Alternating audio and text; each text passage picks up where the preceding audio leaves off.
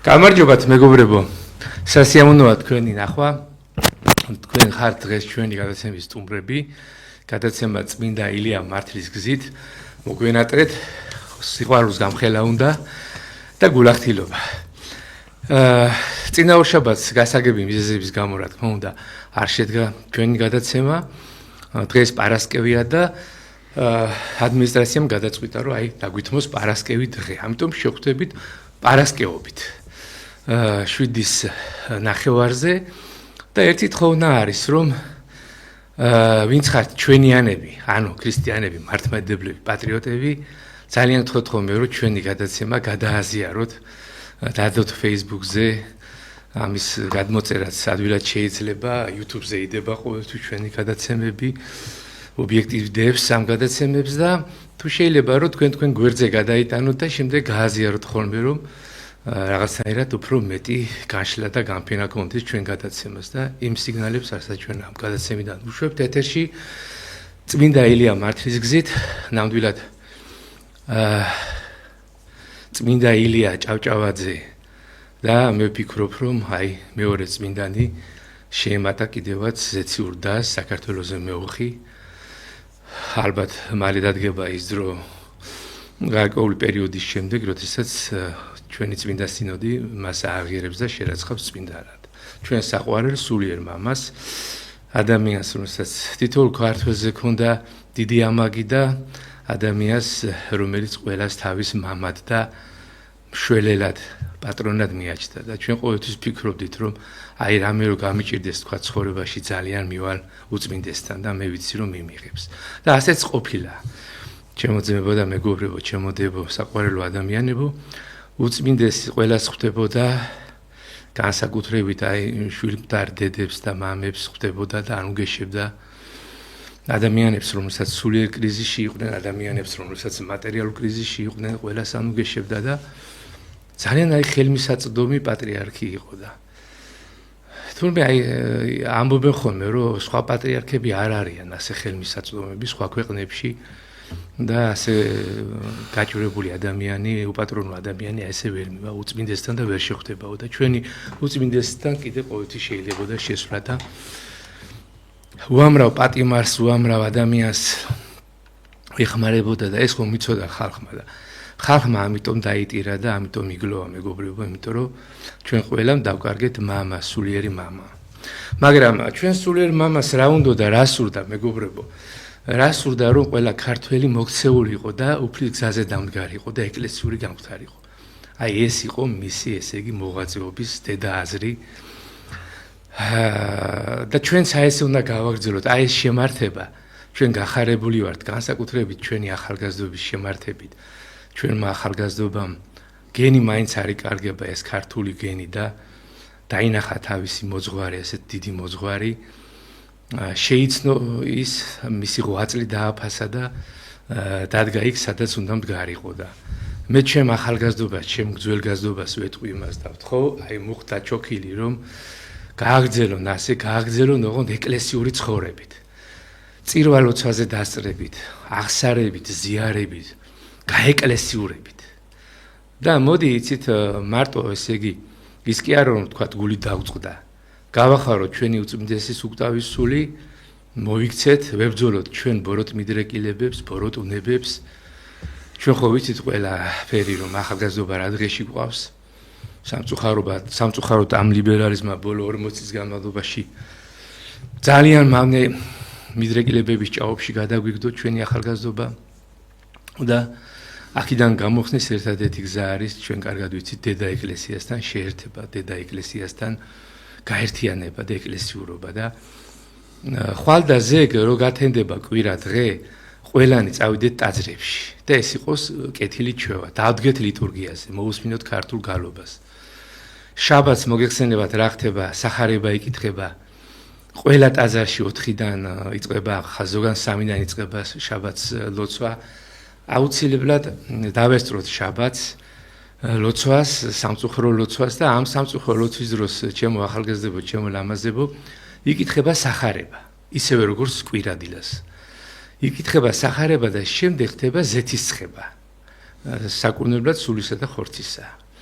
და ეს ზედისხება ადამიანებს ხა ზოგს დაავადება აქვს თქვათ რაღაც სულიერი უძლურობა აქვს ამისთვის ძალიან კარგი სამკურნალოა ზოგს ფიზიკური უძლურობა აქვს რაღაცა ფსიქოლოგიური დაავადება აქვს და ზუსტად აი შუბლზე მღვდელი მოძღვარი ესე იგი ცხებთ შუბლზე ამზეც და ვისაც გული ტკივა რაღაცა ფიზიკური დაავადება აქვს შეუძლია ესე მოიწმინდოს ეს წმინდა ზეთი და გულის იმაში უბეში ჩაიყოს გულზე იცხოს ზოგს ყელის დაავადება აქვს არ ვიცით კიდურების და სხვადასხვა რწმენით ესე იგი წმენით და ეს არის ყველაფერი საჯამთელო და ჩემო ახალგაზრდობო ჩემო ძველგაზრდობო ეს არ უნდა დავიკლოთ და არ უნდა იყოს ისე რომ ლიტურგიაზე იყოს როგორც ასეთი ტრადიცია გრძელდება ერთი მუჭა ხალხი ესე იგი აქ არ იგულისხმება სამუშაო საათებში სადაღდღეებში აი კვირა დღეს როდესაც ადამიანი არ უნდა იწვეს ლოგინში ჯამთელი ადამიანი და უსიკვდილოდ უნდა იყოს ესე იგი ლიტურგიას დაესროს მიუხედავად იმისა ეზიარება არ ეზიარება თქვათ შეიძლება არ იყოს ზიარებისთვის განწყობილი მაგრამ ლიტურგია ის მადლი უნდა მიიღოს სულმა და ამავე დროს მოусმინოს აუცილებლად სახარებას და ეს არის მერე სწორედ გაძლიერება იმისა რომ თვითონაც შემდეგ კვირაში გაძლიერდება და შეიძლება მოძღვარმა ზიარებაზეც გაუშვიას და ესე იგი ჩაებას ეკლესიურ ცხოვრებაში ჩვენ წირვაზე არ უნდა აგვიტყდეს აბანოში წასვლა ბაკურიანში თხილამურებზე წასვლა რა ვიცი რესტორანში კეიფი და ასეთი ამბები რაღაცნაირად უნდა გამოვიცხოთ ხანდახან არის ხოლმე რომ ადამიანი მიდის ძალიან დიდ გზაზე რაიონში და მანდა მაინც იტყვიან რომ აი ავდგეთ 8 საათზე გავიდეთ არა სხვანაირად უნდა მოხდეს ეს როდესაც მიდიხარ შორგზაზე ძნელგზაზე იქ უამრავი გავგებარი ავარიები ხდება მოულოდნელი ამბები ხდება გზა არის ხიფათია ხო მოიხსენებათ დავესროთ ლიტურგიას და შემდეგ გაძლიერებული ზოგი ზიარებით ზოგი აღსარებით ამ მადლით მე წავიდეთ აი ამ გზაზე და ნაკლები ავარიები მოხდება და ნაკლებ ხიფათებში ჩავარდებით და ვინც მანდა მაინც დილას უნდა გავიდეს თქვათ დილის 7 საათზე აი სწორედ ეს უწმინდესის ტრადიცია არის ბევრი ქართულ ტაძარში რო იკითხავთ აღესრულება ორი წირვა ერთი დილის 7 საათზე მეორე დილის 9 საათზე და ვისაც მანდა მაინც უნდა 9 საათზე სადმე შორს ადგილზე გამგზავრება დილის 7 საათზე დავესროთ ლიტურგიას კეთილი ვინებოთ და შემდეგ წავიდეთ ესე იგი უსაფრთხოდ და დაცული ესე იგი ამაზე რატო აღბახილებ ყურადღებას იცით მე გული მწყდება იმ თემაზე რომ გავიხსენოთ მამა გაბრიელ სალოსის წმინდა ნაწილების აღმოყვანება და რა იყო მთელი საქართველო იყო აი ზღვა საქართველო იყო მოსული და გავიდა ორი კვირა და მე არ ვიცი ჩვენ ცხოვრებას და ჩვენ პირად ცხოვრებას მანდა მაინც არაფერი არ დაეტყო და ყველაზე კარგი ინდიკატორი არის სწორედ წმინდა ლიტურგია ისევ ერთი მუჭა ხალხი არის ჩოვლებრივ სადა კვირა დღეებში ზე არის ლაპარაკი აქ არ არის დიდ დღესწაულებზე აღდგომაზე შობაზე თქვა წელიწადში ერთხელ გაგვახსენდება წირვაზე დასვლა აქ არ არის ამაზე ლაპარაკი სადაგი კვირა დღე ჩოვლებრივ თვის ჩოვლებრივ კვირა დღე აი ჭედვა უნდა იყოს ესე იგი ტაძარში ვერ უნდა შედიოდი იმდენი ხალხი უნდა იყოს და ტაძრის ეზოშიც კიდე ძლივძლივობით უნდა ასე თქვა ეკვეტებოდე რა აი იმდენი ხალხი უნდა იყოს განსაკუთრებით ტაძარში რომელიც მიკრორაიონში არის და შუაგულ კორპუსებით არის უზარმაზარი 16 სართულიანი კორპუსებით ასე თქვა შემოსაზღვრული შემოღობილი იქ ესე იგი სიცხვილეა მეგობრებო რომ ესე იგი გძინავს და რაღაცნაირად მამა გაბრიელ სალოს ეს უნდოდა მამა გაბრიელ სალოს ის კი არ უნდოდა რომ ის აღმოწმინდა ნაწილების აღმოყვანებაზე თქვა მილიარდი კაცი მოსულიყო მას უნდოდა რომ მილიარდი კაცი წასულიყო ტაძრებში და ეკლესიური ცხოვრება დაეწყო. აი ეს ასეთი მოკლე შესავალი თემასთან ახლოს და ჩვენი გულდაწყვეტად ეს არის მამული შვილების რომ ჩვენი ახალგაზრდობა ზარ მაცობს.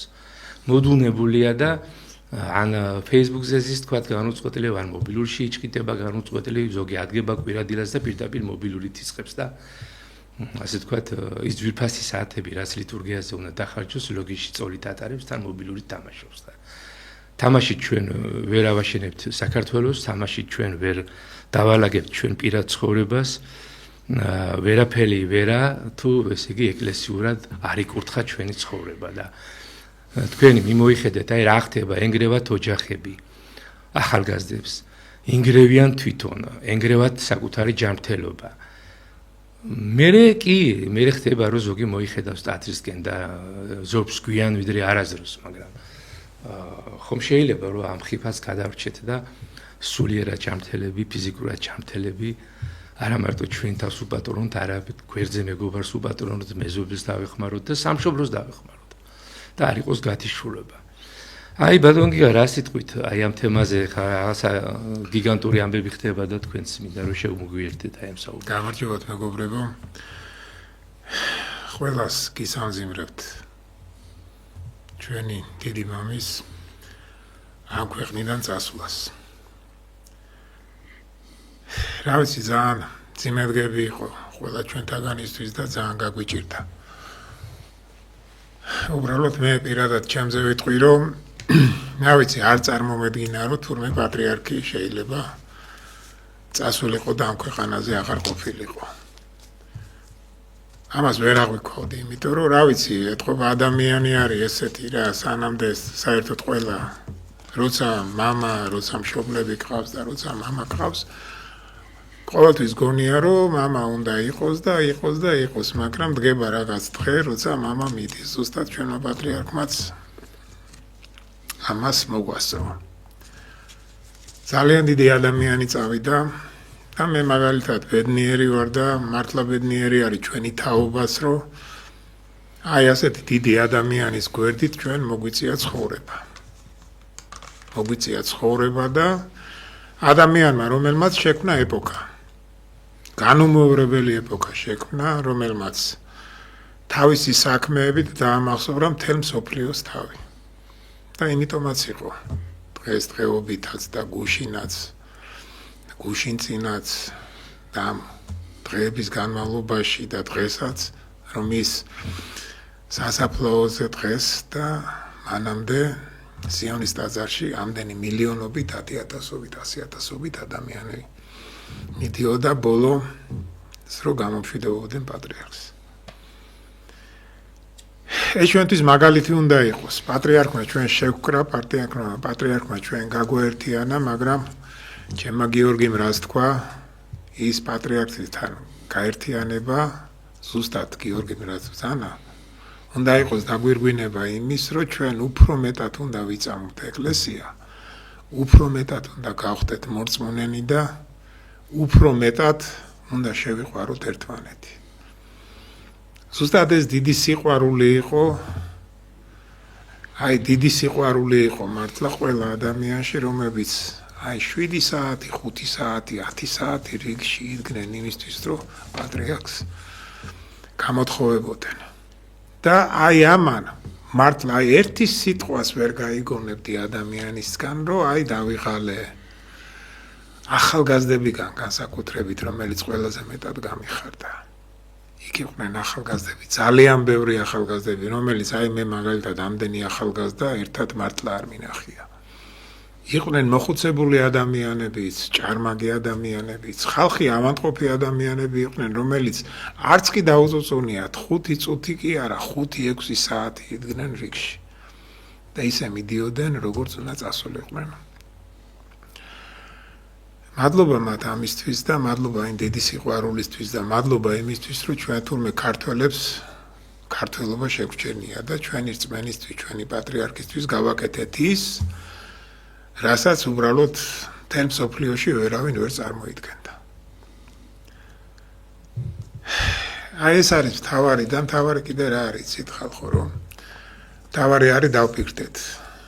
დღეს და გუშინ წინ და მანამდეც უკვე გამოდიან ტელევიზორში და ლაპარაკობდნენ თურმე პატრიარქი ჩვენ რას მოგვიწოდებდა. ყველას გაახსენდა პატრიარქის ეპისტოლეები, რომლებსაც პატრიარქი ძალიან ხშირად კითხულობდა. თითქმის ყოველ კვირას და იქ იყო ისეთი დარიგებები, რომელი დარიგების ჩვენ დაახლოებით 10%-ით რო შეგვესრულებინა, ჩვენი ქვეყანა ბევრად უფრო წინ იქნებოდა, ვიდრე დღეს არის. და ზუსტად ეს არის, მეგობრებო, რომ ჩვენ ადამიანის სიცოცხლეში უნდა გაგვახსენდეს მისი სიტყვები და განვახორციელოთ ის, რომელიც შეგვიძლია განვახორციელოთ. თანაც ყავდა ისეთი ბრძენი ადამიანი გვერდით, რომელთანაც რა ვიცი, ყველა მთავრობის წევრი დადიოდა, რჩევას ეკითხებოდა, მაგრამ მე მახსოვს იქ გადაცემა იყო ესეთი ხოფერიასთან იყო, ეკა ხოფერიასთან პატრიარქს რო ეკითხებოდა. ბევრი ადამიანი დადიოდა თქვენთანო მთავრობის წევრებიო, პრემიერ-მინისტრებიო, მაგრამო იმედი არისო, რომ თქვენ ბევრ რჩევას აძლევდითო და ითვალისწინებდენო.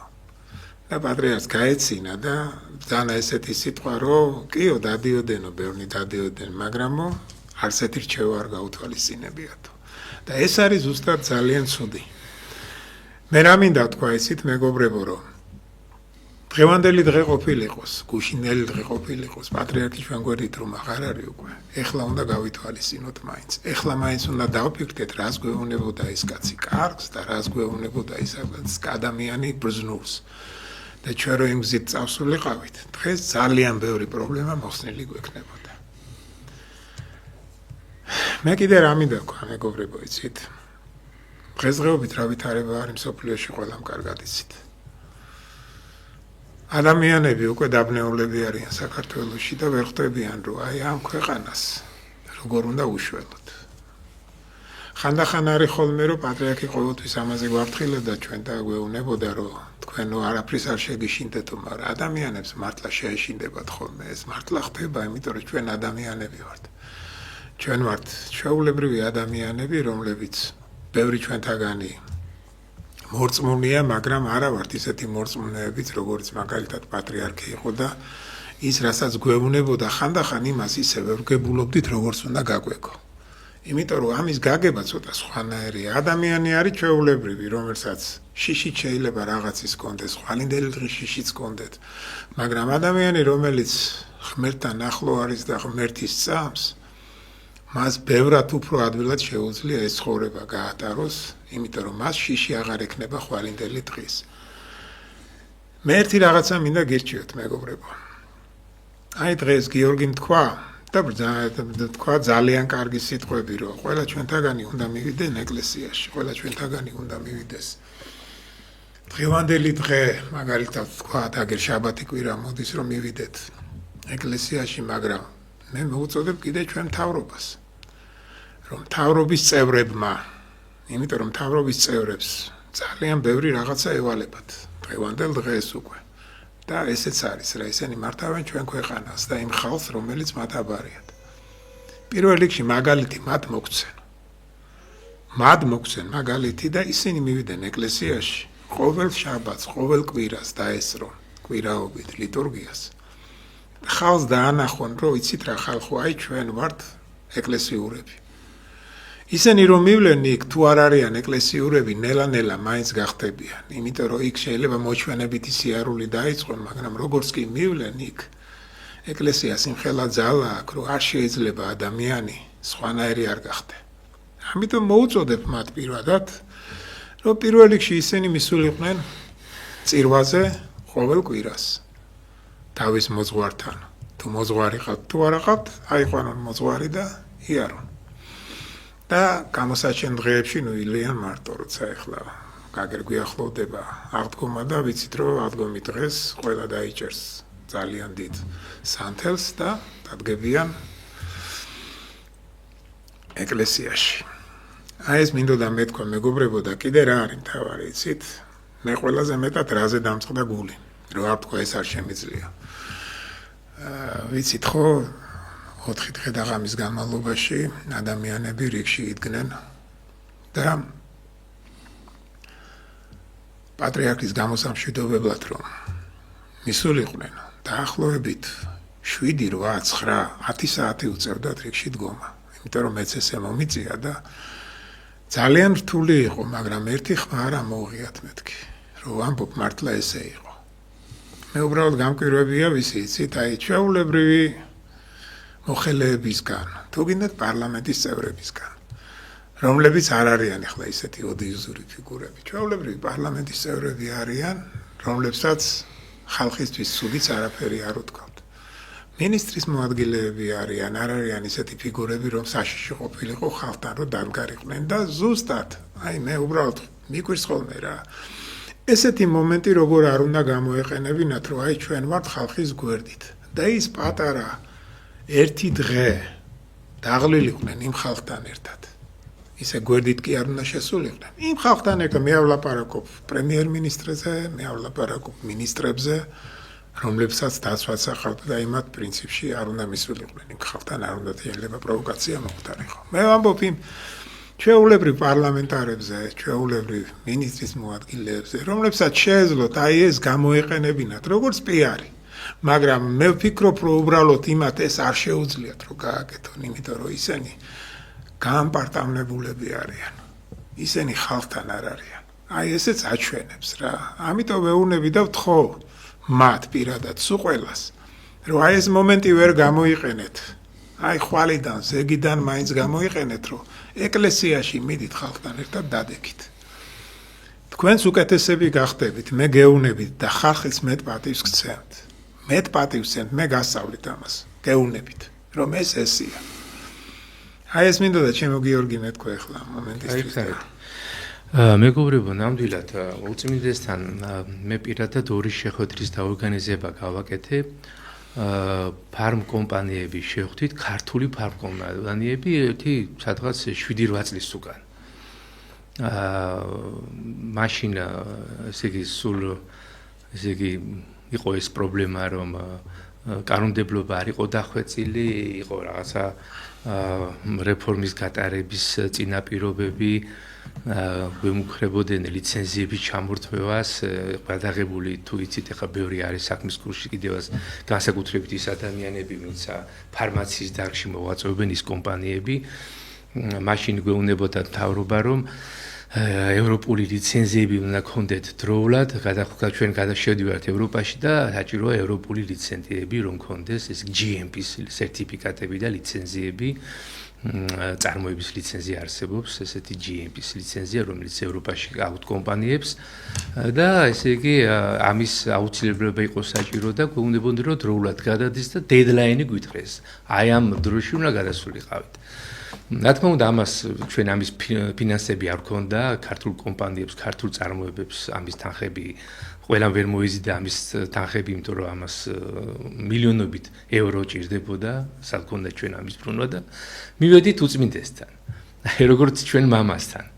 ორი შეხვედრა გქონდა, ორ-რაუნდიანი შეხვედრა გქონდა და უწმინდესმა მოისმინა მაშინ ეს ჩვენი გulis გასაჭირი იქ იყო დაახლოებით 25-მდე ქართული კომპანია, მე ყველასთან მეგობრობ, ყველა ძალიან მიყვარს, გვერდში დამიდგენ და ერთმანეთს გვერდში დაუდგეთ და უწმინდესმა თქვა, რომ ჩვენო სულ ოცნებდოთ, რომ ეკლესიაო ფარმაცევტულ ქართულ წარმოებასთან ახლოს იყოს, იმიტომ რომ აი ეს თქვენი ეს ფიტო და სამკურნალო მცენარეების ეს იგი ტრადიციები მოდის სწორედ სატაძრო მედიცინიდან და მე ძალიან მიხარიაო ეს შეხვედრა და ძალიან კარგად თითოეული კომპანიის გაჭირვება მოისმინა, პირადად შევხვდა, ვილაპარაკეთ, ძალიან არაჩვეულებრივად გაგვიმასპინძლა, მოგცა დაბეჭდილი ბიბლია და რაღაცა გამოცემები კიდე საინტერესო და მოკლედ დიდი შთაბეჭდილების ქვეშ ვიყავით და ასეთი რაღაცა შევჩილვეთ მაშინ უწმინდეს რომ აი ესე ასე ვთქვათ ბჭყალებში გვემუქრება ეს თავრობა რომ აი ამ ლიცენზიებს ჩამოგვართვებს, იმიტომ რომ ჩვენ გვაქვს ქართული ლიცენზიები, ჩვენ არ გვაქვს ევროპული და ევროპულზე გადასვლის სამის ფინანსები ჩვენ არ გვაქვს, ნამდვილად კოლოსალური თანხები ჭირდება, წარმოების გადაწყობა, მარტო ლიცენზია ხო არ არის, რაღაცა რეორგანიზაცია უნდა გააკეთოს წარმოებისა და ძალიან გაგებით მოეკიდა უწმინდესი და იქ ვთხოვეთ უწმინდეს სხვათა შორის მე მაშინ მეუფე შიოსთანაც იქ ლაპარაკში აღნიშნე ეს რომ გამოიყო ჩვენთვის მიწა ქართული კომპანიებისთვის რომ ამ მიწაზე აშენებული იყო ერთი წარმოება ერთი დიდი წარმოება რა თქმა უნდა ჩვენი წილობრივი მონაწილეობით და სურვილი ქონდა რომ სახელმწიფოს წილობრივი მონაწილეობა ყოფილიყო რომ ჩვენ თავი გადაგვერჩინა, იმიტომ რომ თუ ჩამოგვართვდნენ ამ ლიცენზიებს, იქ დამზადდებოდა, თქვათ, იქ იქნებოდა ნაყენების წარმოება, იქ იქნებოდა სატაბლეტო წარმოება, საკაფსულო წარმოება, მალომოების წარმოება, ანუ ყველა იმ პროდუქტის წარმოება ერთ სივრცეში მოხდებოდა, ერთ დიდ საწარმოში, რომელიც დაждდებოდა სადღაც 35-50 მილიონი ევროს ფარგლებში ფიქრობდით. და ესე იგი ასეთნაირად ესე იგი გადავარჩენდით ჩვენ ნაწარმებს. და ამავე დროს ევროპაში ექსპორტის პანჯარას გაიხსნებოდა და უწმინდესმა დაიწყო ამაზე მუშაობა ჩვენთან ერთად მე მახსოვს და ამავე დროს მოგცა ორი ადგილი, ერთი მოგცა ქაშვედის ტერიტორიაზე კურთხევა იყო ასეთი, ქაშვედის ტერიტორიაზე უნდა აშენებულიყო პავილიონი, სადაც იგი ჩვენი ნაწარმი გაიყიდებოდა და მეორე პავილიონი იყო ჩაფიქრებული, ასევე კურთხევა მოგცა უწმინდესმა წმინდა სამების ტაძართან, სწორედ იმ პალაცოზე, იმ მოედანზე, სადაც უკვე სამების ტაძარი დგას, იქ 2 თუ 3 ამაღლებაა, ხო? და ზედ სადღაც 90 მეტრში ულამაზესი პავილიონი უნდა ყოფილიყო, სადაც გაიხსნებოდა ესე იგი მუდმივმოქმედი გამოფენა გაყიდვა, ესე იგი დიდი აფთიაქი პავილიონი აშენდებოდა, სადაც თავისუფლად შეიძლებოდა ჩვენი ესე იგი ნაწარმის გაკეთება და ხომ გეუბნებით ესე იგი ჩვენს სიხარულს საზღვარი არ ქონდა ჩვენ დავიწყეთ ეს შეხვედრები რაღაცნაირად საინიციატივო ჯგუფი შეიქმნა ქართული კომპანიების და ამ დროს სწორედ ვიგებთ ერთი კვირის შემდეგ აი უკვე რა უნდა დაგვეწყო რაღაცის კეთება აი ეს მამალაძის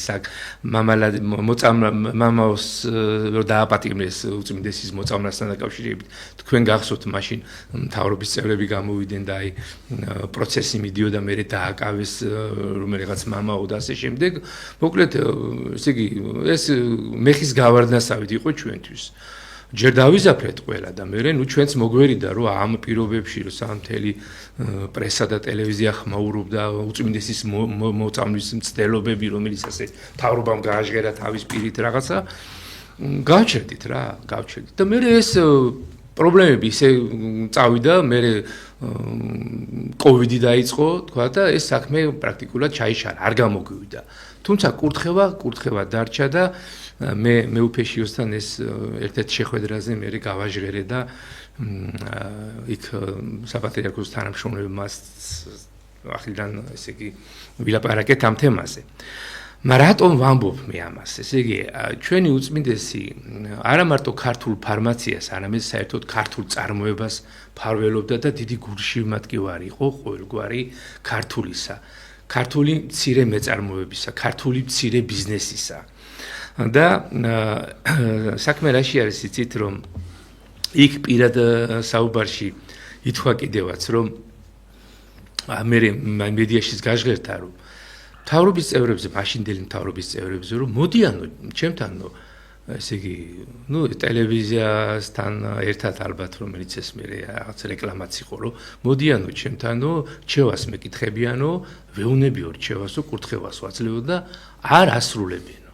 არ ასრულებენო და აი სხვათა შორის ეს აგვიხთა მე ჩვენ ქართულ კომპანიებს ღარიბაშვილის ეპოქაში სწორედ მაგ დროს ჩვენ ჩამოგვართვეს ეს ლიცენზიები აი თელმა საზოგადოებამ იცოდეს ეს ქართულმა საზოგადოებამ რა ვანდალიზმი მოხდა ესე იგი 87 ქართული კომპანიიდან 84 ქართულ წარმოებას ჩამოართვეს ლიცენზია აი სწორედ იმის გამო რომ ჩვენ არ ვქონდა იმ დედლაინს ესე იგი ვერ შევასრულეთ დედლაინამდე რაღაცა ვადა იყო დათქმული ვერ მოვიპოვეთ ეს ევროპული ლიცენზია GMP ლიცენზიები საწარმოო ლიცენზიები და პრაქტიკულად 87 კომპანიიდან 84 კომპანია დაიკეტა ესე იგი თქვენ წარმოგიდგენთ ეს რამხელა დარტყმა იყო ჩვენთვის არ გააჟღერა არც ერთმა მასმედიამ მადლობა ალტინფოს ბიჭებს მათ გააჟღერეს ეს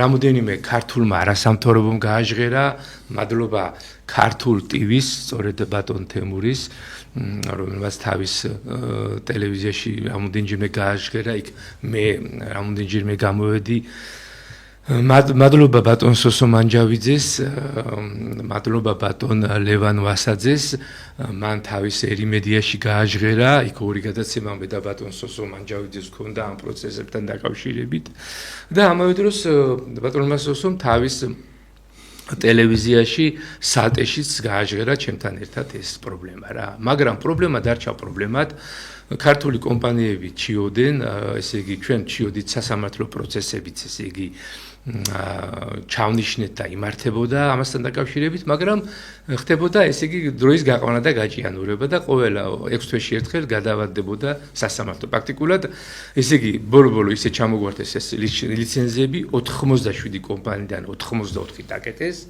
და მოხდა საშინელი გაძვირება და დეფიციტი პროდუქციის.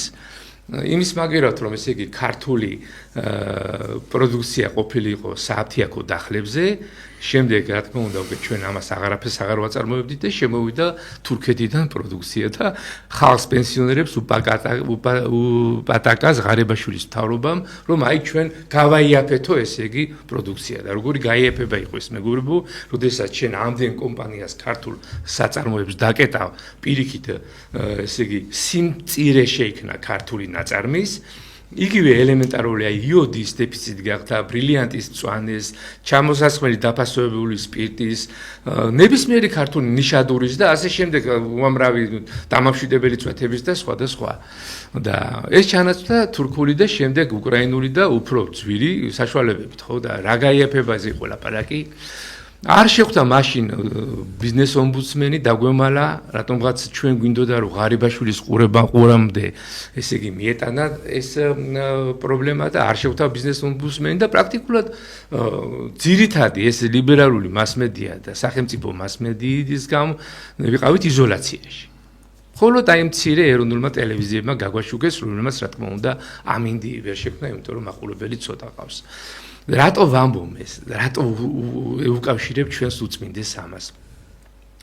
ჩვენ ისევ დავწერეთ განცხადება ქართულ კომპანიებმა და აი ეს უკვე ფაქტი რომ ესე იგი ჩამოგვართეს ლიცენზიები უწმინდეს ესე იგი ისევ ხელმეორედ განცხადების საშუალებით შევჩილეთ და მადლობა მაშინ საპატრიარქოს მეურვეობას აი ამ კომპეტენტურ პირებს რომ ეს წერილი უკვე წერილობით სახით, იმიტომ რომ კოვიდი ზვინვარდა და პირადად უკვე მე ვეღარ შევთი უწმინდეს ესე მიუტანეს ეს ჩვენი ესე იგი უსტარი რომ მაინც ჩამოგვართვეს ესე იგი ეს ლიცენზიები და დაყურეს პრაქტიკულად.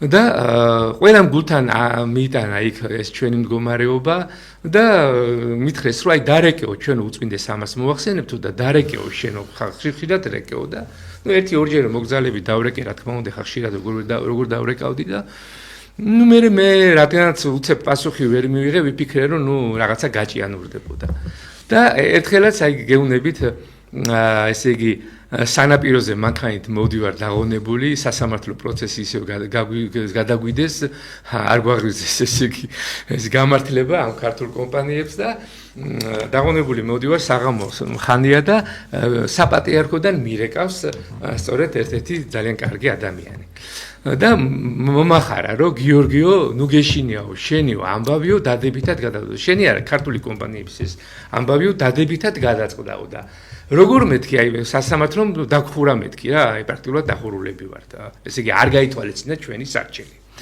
ხო და არა უწმინდესო შეხვდაო ჯანმრთელობის მინისტრიო და უწმინდესმაო აი ეს აი თითით დაუქნიაო რომ ქართული წარმოება არ უნდა დაიხუროს ქართული ფარმწარმოება არ უნდა დაიხუროს აი თქვენ წარმოიდგინეთ და იმასაც თავი დაუქნევია და მეც ეგრე მეგონა აი ბატონ გიგამეხა აი ეს ამ პარალელისტვის მოყვევი ეს მთელი ტექსტი ჯერჯერობით იმიტომ მოყვევი რომ საზოგადოებამ ქართულმა საზოგადოებამ იცოდეს რომ რა დღეს ჩაგვაგდო ქართული 84 კომპანია დახურა ღარიბაშვილმა ერთი ხელის მოსმით არ შეხვდა არავინ არ შეხვდა არც პარლამენტის ეკონომიკური კომისიის თავმჯდომარე არც ბიზნეს ომბუდსმენი აბსოლუტურ იზოლაციაში ვიყავით პატრონად ეს იყო ვანდალიზმი და ნუ იმედი გვაქვს ასე თქვათ რომ უწმინდესმა დაიბარა ჯანმრთელობის მინისტრი და ესე უთხრა რომ ქართული წარმოება არ უნდა დაიხუროს ფარმწარმოება არ უნდა დაიხუროს და იმასაც თავი დაუქნიო კიო უწმინდესო რაზეა ლაპარაკი ასე და ნუ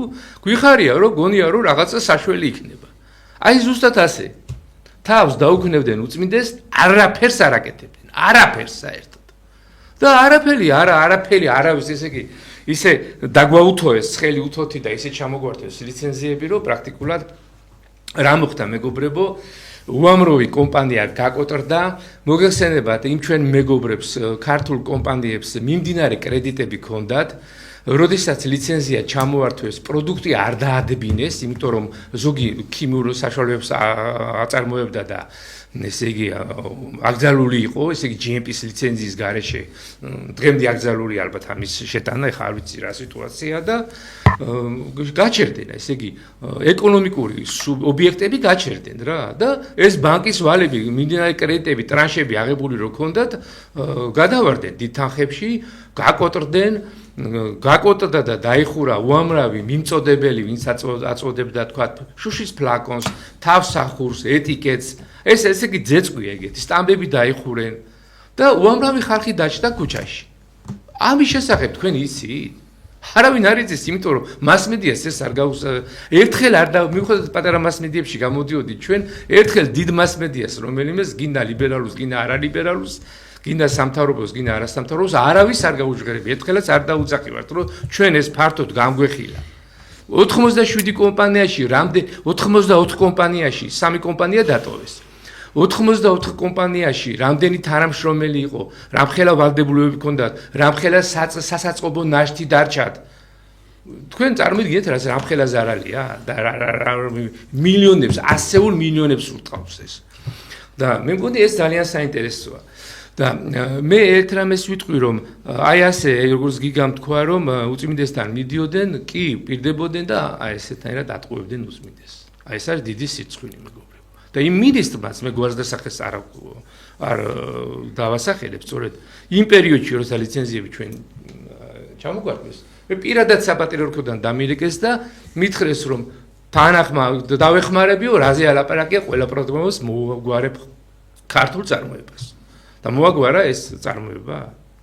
აი ეს არის მეგობრებო, აი ამ თემაზე თქვათ ისევ აი ბატონ ვაჟას ჩვენ ძირფას პედაგოგს უწმინდესი და განათლების სისტემა ალბათ თქვენ იტყვით, როგორი უყვარს და ბავშვები ჩვენ უწმინდეს და საერთოდ განათლების სისტემას როგორ ფარველობდა და როგორ არაცლიდნენ ეს ლიბერალები ბევრ რამეს კარგს და კეთილს.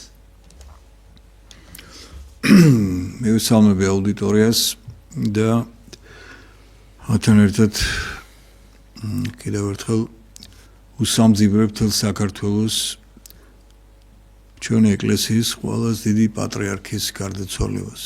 იმ პატრიარქის, რომელიც არა მარტო ჩემის აზრით, არამედ სხვა დიდი მამაების აზრით სიცოცხლეშივე უკვდავების გვირგვინით შემოსა უფალმა. თქვენის ნებართვით მე გამოყოფთი ორ კომპონენტს. პატრიარქი როგორც ყველაზე დამსახურებული ადამიანი, მაგრამ ასევე პატრიარქი როგორც ყველაზე დიდი მაგალითი თუ რა გზით უნდა იაროს როგორც თითოეულმა პიროვნებამ, ასევე ქართულმა ეკლესიამ და ქართულმა სახელმწიფომ. ჩვენ დავინახეთ, რომ არნახული დამწუხრებული ქართველობა მოვიდა და არა მარტო ქართველობა მის სამძიმარზე. რას ნიშნავს ეს? რა თქმა უნდა, აქ იყო ღრმა ემოცია, მაგრამ ადამიანთა ამ უდიდესმა აკადემმა იგრძნეს ის დიდი გულწრფელობა, ის დიდი თავგანწირვა, რომელიც ასეთი საოცარი მაგალითი გახდათ ჩვენთვის და ასევე მსოფლიოსთვის ჩვენი უწმიდეს და უნეტარესი ილია მეორე. ამის მერე ფაქტიურად ჯერ სიცოცხლეში და ახლა გარდაცვალებით ამ უდიადესმა ადამიანმა ჩვენ მოგცა მაგალითი, რომ არ გვაქვს უფლება ვილაპარაკოთ ჩვენ თავზე, არ გვაქვს უფლება ვილაპარაკოთ თქვათ ბოროტ ფასეულობებზე და არსებობს ერთი უდიდესი ფასეულობა, ეს არის საქართველოსთვის მართლმადიდებლობა, მართლმადიდებლური სიყვარული, რომელიც ორი მიმართულებით უნდა განსხეულდეს, როგორც მაგალითიც გვაჩვენა პატრიარქმა, უფლის სიყვარული, მოყვასის სიყვარული. და თუ ჩვენ ამ გზით ვივლით, რა თქმა უნდა, ასეთი დიდი სიყვარულის დამსახურება შეიძლება მოხდეს საუკუნეში ერთხელ, ან თუნდაც რამდენიმე საუკუნეში ერთხელ, მაგრამ პაცია გულწრფელ სიყვარულს თითოეული ჩვენთაგანი ეღირსება და თვითონაც მადლიერი იქნება და მისი შთამომავალობაც რომ ასეთი ღირსეული წინაპარი ეყოლება. ეხლა რაც შეეხება პატრიარქის პიროვნებას, მე კარგად ვაკვირდებოდი ამ სამწუხარო პუბლიკაციებს, რომელიც მის გარდაცვალებას მიუძღვნეს, მაგრამ არავინ არ აუსვავდა ხაზს იმას, რომ რამდენიმეჯერ პატრიარქს ქონდა გაცხადებული, რომ მე არ ვაპირებდი ბერობას, როცა ცხონებული 24 წლის ხმაწვილი კაცი გახდა ბერი, მას უნდა ყოფილიყო თეთრი სამღვდელოების წარმოადგენელი, ყოლოდა ოჯახი და ყოფილიყო ღვთისმსახური. მაგრამ მან როდესაც დაინახა ალბათ ის დიდი საიშროება, რომელიც იდგა ქრისტიანობის წინაშე, რომელიც იდგა საქართველოს წინაშე, ამ პატარა ღვთით მუსულმა ახალგაზრდამ თავი გადადო და თვითონაც ეზიარა ამ უდიადეს სიყვარულს და ჩვენც დაგვანახა მაგალითი, რომ სახარებისეულად და ქრისტიანულად ყველაზე დიდი სიყვარული რა არის, გავიხსენოთ მეგობრებო. ყველაზე დიდი სიყვარული არის, როცა თქვენს ბოდიშს მოხდით გახსენებთ ამ დამოკიდებულებას, ყველაზე დიდი სიყვარული გახლავთ ის, როცა შენ სრულად ეწირები მოყვას. პატრიარქი არა მარტო მოყვას შეეწირა და მოყვასთა მთელ დიდ რაოდენობას, არამედ მთელ ერთს შეეწირა, მთელს კაცობრიობას შეეწირა, რომ დაგვანახა ჩვენ რომ უნდა ვიაროთ უფლის გზით. სამწუხაროდ 21 საუკუნეა ძალიან მცირე რაოდენობის ქრისტიანები მიდივართ ამ გზით, ძალიან მცირე და ის სხვა რელიგიის წარმოადგენლები უფრო ჭარბობენ თავიანთი მიმართულებით და ჩვენ ამისთანა საოცარ მიმართულებას ისეთი ერთგულებით ვერ ვდგევართ ხარში, როგორიც მაგალითიც პატრიარქმა და სხვა ჩვენმა დიდმა წმინდანებმა გვაჩვენა. ახლა რაც შეეხება პატრიარქის ხვაც, ახლა ყველას კარგად მოგეხსენებათ, მაგრამ მე თქვენს ნებართვით ისევ გამოყოფთი რაღაც სუმცირე პერსპექტივის დასანახად სამ მიმართულებას. საეკლესიო ცხოვრება, რომელიც იყო ფაქტიურად გამქრალი გაქრობის პირას და ის მრევლი, რომელიც სანა პატრიარქი მოვიდოდა თავის ამ მაღალ თანამდებობაზე, ძირითადი მრევლი ქართველობა არ გახდათ, გახდათ შერეული, ძალიან ბევრი იყო მათ შორის ამ მრევლში რუსები. და სწორედ პატრიარქის დამსახურება იყო. მე და ერთი ჩემი ძალიან ცნობილი მეგობარი კაცი, უბრალოდ მე ხა უფლება არ მაქვს ის დავასახელო, რომელიც მე პატრიარქის ძალიან ახლობელი გახდა. ვისწრებოდით ხოლმე პირველივე ღვთისმსახურებიდან პატრიარქის გამოსვლებს სიონში და ხედავდით რაოდენ მრავალრიცხოვანი ახალგაზრდობა და იმდროინდელი აქტიური ინტელიგენციის შემოიკრიბა პატრიარქმა. პატრიარქი ფაქტიურად გახდა როგორც ახალგაზრდობის მისაბაძი მაგალითი, ასევე ძველგაზრდებისთვის საიმედო დასაყრდენი და დიდი შუქურა თუ რომელი გზით უნდა ეარათ. ეს რაც შეეხება საეკლესიო ცხოვრებას. მაგრამ იმისათვის რომ ყველაფერი კარგად ყოფილიყო, პატრიარქი ამაზე არ გაჩერებულა. მან ფართოდ გაშალა ის საგანმანათლებლო სამუშაო, რომელიც ჭირდებოდა ეკლესიას თავისი მომავლის და საერთოდ ქვეყნის მშენებლობისათვის. და ეს ყველაფერი დროთა განმავლობაში ჩვენ მივიღეთ იმ დიდ შედეგათა ნაყოფად, რომელიც ასე გრანდიოზულ დაკრძალვის სახით წარმოდგა ქართველი ერისა და სოფლიოს წინაშე.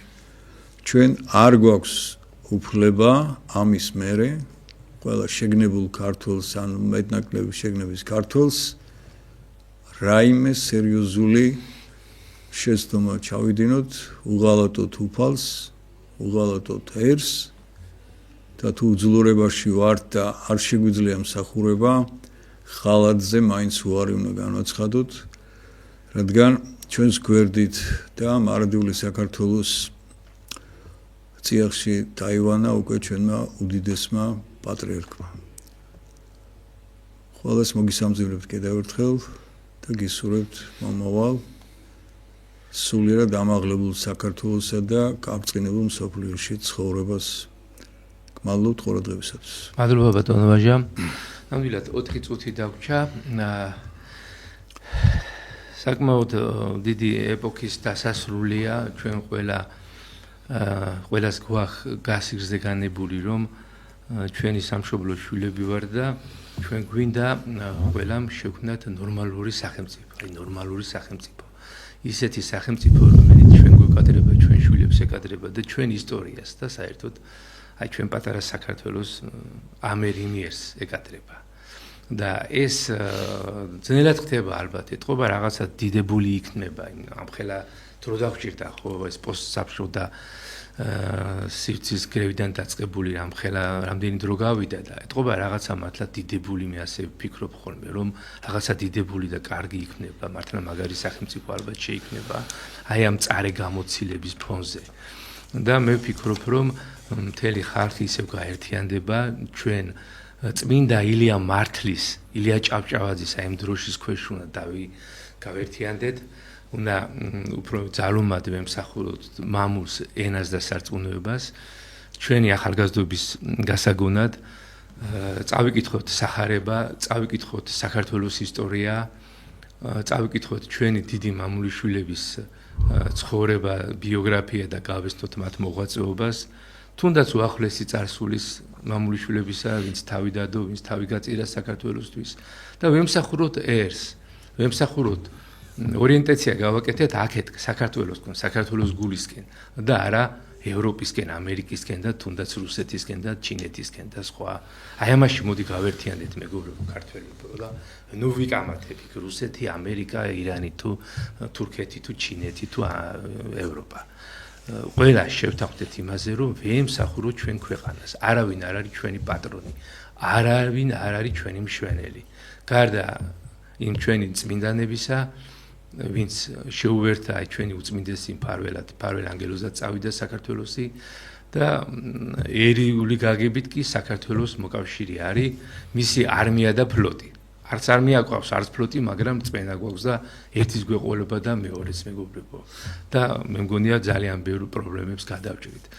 აი ესეთნაირად გემშვიდობებით ძალიან მიყვარხართ, ჩვენ ყველას გვიყვარს საქართველო. ნუ ვიკამათებთ ჩვენ სამშობლოზე, ვაპატიოთ ერთმანეთს, გავერთიანდეთ, ხელი ჩავკიდოთ, ვიარათ ლიტურგიაზე, ვილოცოთ ერთმანეთისთვის და ჩვენი სამშობლოსთვის. ამინ. მიყვართ ხართ ყველა. დიდება უფალს.